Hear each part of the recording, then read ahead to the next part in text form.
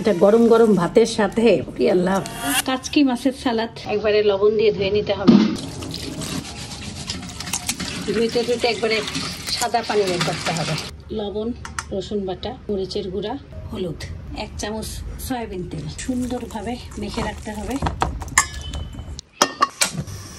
যখনই ভাত খেতে বসবেন তার কিছুক্ষণ আগেই ভাজতে শুরু করবেন।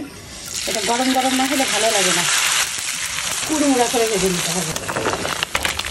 তেল থেকে তুলে ফেলতে হবে একবারে ফুরফুরা। এই যখন পেঁয়াজ চিকন করে কুচি করা, কাঁচামরিচ চিকন করে কুচি করা, সাথে যাবে ধনিয়া পাতা আর সাথে যাবে লেবু। এটা গরম গরম ভাতের সাথে কি আল্লাহ, বেস্ট, মুখে দিয়েই শান্তি। যে মানুষ মাছ খায় না তার কাছে এটা ভালো লাগবে। এটা বেসিক্যালি ফিশের একটা চিপসের মতন বলা যায়, বাট ফ্লেভারফুল। ভালো লাগবে, আপনারা বানাবেন, অবশ্যই ট্রাই করবেন, ট্রাই করে জানাইতে ভুলবেন না।